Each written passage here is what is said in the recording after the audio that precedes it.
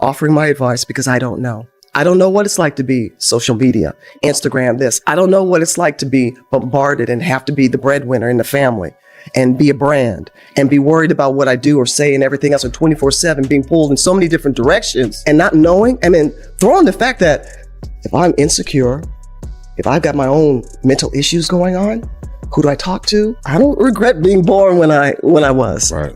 I'm in the right place at the right time. It's just been fascinating to watch these young ladies come up and now take the baton and take it to a different level. She handled it in a graceful way as well. Just 1 minute ago, everything flipped upside down because Cheryl Miller, yes, the Cheryl Miller, finally said what millions of fans have been too afraid to admit. Team USA never wanted Caitlin Clark. And the moment those words left her mouth, the entire basketball world blew up. Before we go any further, hit that like button, because what you're about to hear is going to shake you. If you love real basketball and you're tired of politics ruining the sport, subscribe right now, because today's expose is the biggest one yet. Cheryl Miller didn't whisper. She didn't suggest. She didn't soften anything. She went live and laid out exactly why Caitlin Clark keeps getting overlooked, benched, disrespected, shoved, targeted, and treated like she doesn't belong. Her voice, steady, sharp, unbreakable, and then she dropped the bomb. Caitlin Clark changed basketball, and that is exactly why they fear her. Instantly, the internet went nuclear. From day one, Caitlin Clark delivered ratings every league has dreamed of. She brought millions of fans back to women's basketball, and that's exactly why this story is blowing up. If you want an even more dramatic version, Personally speaking, I feel like she ought to be able to wear her 22, but nonetheless, it looks like she's making a big change, folks. There's a case to be made that Indiana Fever superstar Caitlin Clark's 22 is the most recognizable number in women's sports right now. I don't think there's even I don't think it's arguable at all. I just think when you think of far and away women's sports, families, kids, and people who had never watched a single WNBA game showed up for Caitlin Clark. She revived the sport. And what did she get in return? Hard fouls, zero protection, suspicious benchings, accidental elbows, unintentional shoves, and excuses, endless excuses. Then Cheryl Miller said what nobody inside Team USA had the courage to admit. They don't want her because she outshines everyone. And this wasn't just Cheryl's opinion. She laid out years of patterns she's seen. Every time a young superstar threatens the hierarchy, every time someone becomes bigger than the system strikes back. And Caitlin Clark didn't just get big.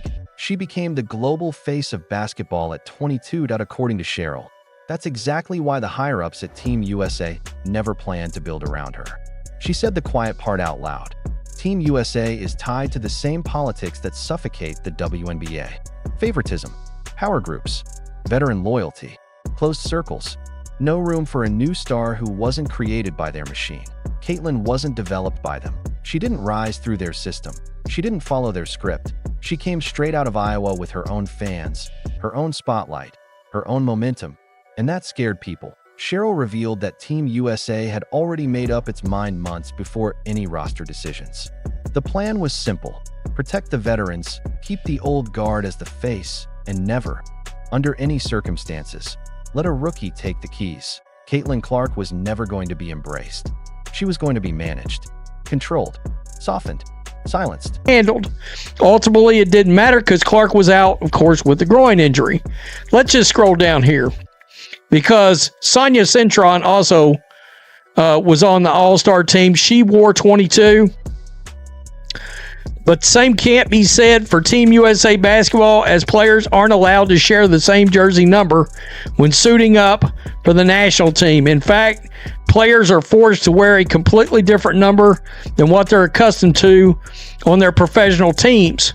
Caitlin Clark is going to wear number 17 at Team USA training camp. I'm going to tell you this. But Caitlin didn't play by those rules. She played the game the world loves. And that's when Cheryl dropped the biggest bombshell of all. They were afraid she'd become the star of Team USA before the Olympics even began. Think about it. A 22-year-old rookie pulling bigger ratings than players with a decade in the league. One athlete creating more buzz than the entire roster combined. More highlights, more views, more conversation, more electricity. Team USA wasn't prepared for that. His system definitely wasn't. So instead of lifting her up, they pushed back. And fans saw every bit of it. The cold body language, the strange rotations, the unnecessary hard fouls, the accidents that somehow never got called, the nonstop criticism for things other players got praised for. Then Cheryl said the line that cracked the whole story open. You don't treat the most impactful young player in basketball like this unless you're trying to send a message. And that message was clear. Stay in your lane.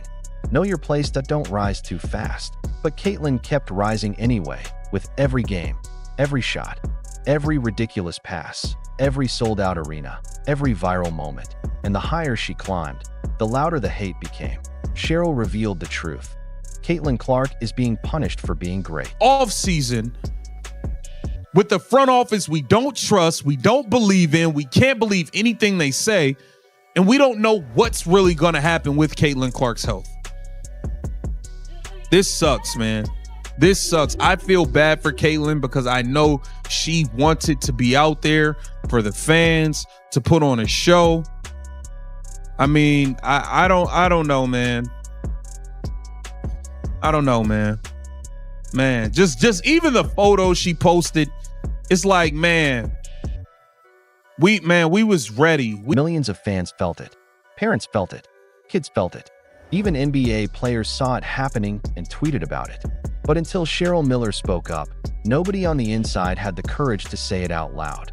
Then came the second bombshell, the number change drama. Cheryl said Team USA completely mishandled it. Instead of talking to Caitlin respectfully, instead of making her feel valued, they turned it into a problem. They acted like she was difficult for wanting something every athlete deserves: consistency and respect. Cheryl said they made her feel like an inconvenience. That was the moment fans snapped. Millions of them. And then came the third bomb. According to Cheryl, Team USA was internally divided over Caitlin Clark. Some coaches wanted her. Some didn't. Some players supported her. Others didn't want her taking the spotlight. Some executives loved the ratings she brought. Others resented the attention. A split locker room, a rising superstar, and a spotlight too big to ignore. This wasn't about basketball anymore. This was politics. Cheryl's voice even cracked when she said it. Caitlin Clark plays the game the right way, and she's being punished for it. And as far as I was concerned, I was just glad to know eventually I wasn't the only girl playing basketball and balling, and playing at a high level. But it's been a blessing just to watch the women grow and watch the women find their voices, use their platforms, and finally get paid. Right. That's been, if anything, the flowers for me is to see their achievements now. That line resonated across the nation because it wasn't just about Team USA. It was about the entire season. The hard fouls, the shoves, the constant targeting, the disrespect, the silence, the jealousy, the fake narratives, and the endless excuses.